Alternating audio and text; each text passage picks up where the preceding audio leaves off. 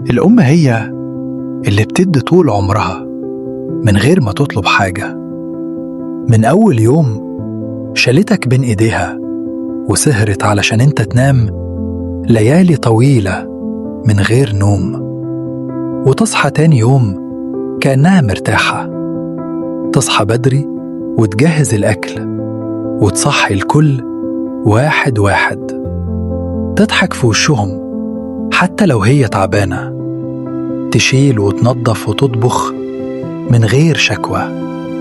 لو حد تعبان هي أول واحدة تقف جنبه، ولو حد محتاجها تقوم له فوراً، ولو هي تعبت تسكت، مفيش وقت لنفسها، كل وقتها ليهم. لو حد قال كلمة تضايقها تعدي وتقول معلش.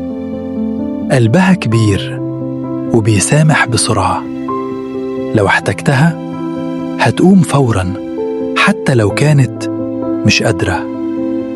هي الوحيدة اللي بتدي من غير ما تستنى. الأم مش بس كلمة، دي حياة كاملة.